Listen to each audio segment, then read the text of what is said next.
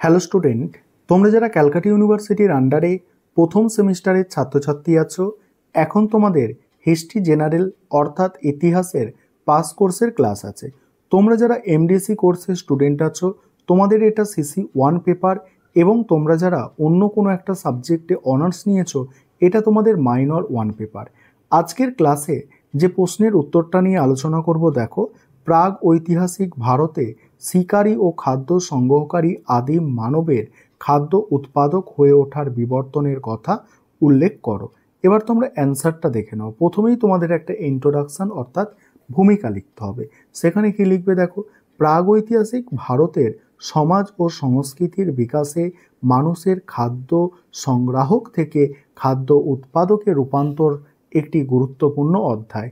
শিকারী ও খাদ্য সংগ্রহকারী জীবনধারা থেকে কৃষিভিত্তিক সমাজ গঠনে ফলে মানুষের জীবনযাত্রা, বসতি ও সংস্কৃতিতে বিপুল পরিবর্তন আসে। বহু ঐতিহাসিকের মতে এই রূপান্তর মানবজাতির ইতিহাসে এক যুগান্তকারী পরিবর্তন হিসাবে চিহ্নিত। পরের পয়েন্ট আছে শিকারী ও খাদ্য সংগ্রহকারী জীবনধারা। প্রাচীন প্রস্তর যুগে মানব সমাজ মূলত শিকারী ও খাদ্য সংগ্রহকারী হিসাবে জীবনযাপন করত। মানুষের মূল খাদ্য ছিল বন্য ফল মূল, শস্য, মাছ ও পশুর মাংস। হোমো ইরেকটাস ও হোমো সেপিয়েন্স প্রজাতির মানুষ এই ধরনের জীবনযাত্রা অনুসরণ করত। ঐতিহাসিক উইলিয়াম ম্যাকলিনের মতে মানুষের শিকারী জীবনধারার একটি গোষ্ঠী জীবন ও পারস্পরিক সহযোগিতার প্রয়োজন সৃষ্টি করে। তাই তারা ছোট ছোট গোষ্ঠী গঠন করত এবং খাদ্যের সন্ধানে প্রায়শ্চিত স্থানান্তরিত হতো। পরের পয়েন্ট হচ্ছে খাদ্য উৎপাদনের রূপান্তর। এই পয়েন্টটা আলোচনা করব এবং আজকে এই নোটসের বাকি অংশ আলোচনা করব। তার আগে একটা বিষয় তোমাদের বলার আছে, তোমাদের জন্য অনলাইন কোচিং ক্লাস চলছে। তোমরা যারা পেড ব্যাচে অ্যাডমিশন নিতে চাইছো বা স্টাডি মেটেরিয়াল পারচেস করতে চাইছো, এই নম্বরে যোগাযোগ করতে পারো 91230000525218। এই নম্বরে তোমরা যোগাযোগ করে স্টাডি মেটেরিয়াল পারচেস করতে পারো বা তোমরা পেড ব্যাচে অ্যাডমিশন নিতে পারো। এবার পরের পয়েন্ট হচ্ছে খাদ্য উৎপাদনে রূপান্তর। খ্রিস্টপূর্ব 10,000 বছরের দিকে মানুষ ধীরে ধীরে খাদ্য উৎপাদনের দিকে অগ্রসর হতে শুরু করে, যা কৃষিকাজ ও পশুপালনের বিকাশে সূচনা করে। জলবায়ুর পরিবর্তন, বসবাসের জন্য স্থায়ী স্থানের প্রয়োজন এবং জনসংখ্যা বৃদ্ধির জন্য অতিরিক্ত খাদ্যের চাহিদা এই পরিবর্তনের অন্যতম কারণ বলে ঐতিহাসিকগণ অভিমত প্রকাশ করেছেন। হেনরি ব্রুমের কথায় মানুষের কৃষিভিত্তিক জীবনে প্রবেশের মাধ্যমে প্রথম স্থায়ী বসতির উন্নয়ন ঘটে। তারপরে কি বলা হচ্ছে দেখো, প্রথমে মানুষ বন্য গম, যব, ভুট্টা, ধান চাষ শুরু করে এবং পশুপালনে মনোযোগ দেয়।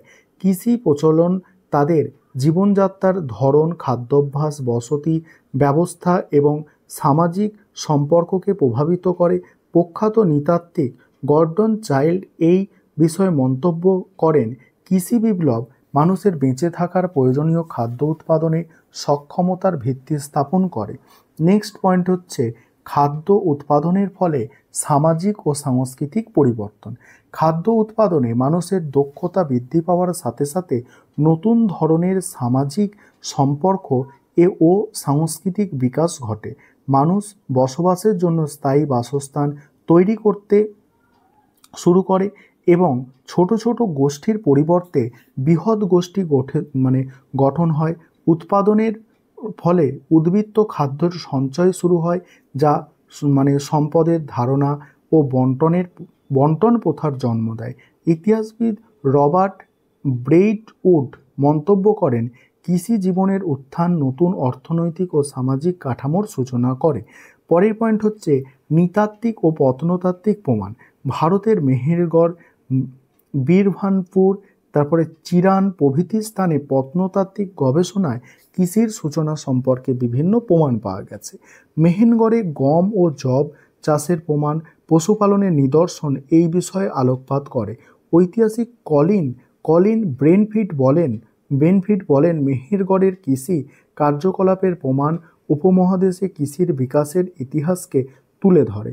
উপসংহার দেখো, প্রাগৈতিহাসিক ভারতে শিকারী ও খাদ্য সংগ্রহকারী জীবনধারা থেকে খাদ্য উৎপাদক জীবনে রূপান্তর মানব জাতির ইতিহাসে এক অনন্য পরিবর্তনের সূচনা করে। কৃষির উন্নয়নের ফলে মানুষের জীবনধারা, সামাজিক কাঠামো ও সংস্কৃতির বিশাল প্রভাব পড়ে, যা পরবর্তী সমাজের ভিত্তি স্থাপনে সহায়ক হয়। ঐতিহাসিক রিচার্ড হে রাইট এই প্রসঙ্গে বলেন, মানুষের কৃষিতে প্রবেশ সমাজের স্থিতিশীলতা উন্নয়নের ভিত্তিপ্রস্তর স্থাপন করে। এই ছিল তোমাদের আজকে একটি গুরুত্বপূর্ণ প্রশ্নের উত্তর।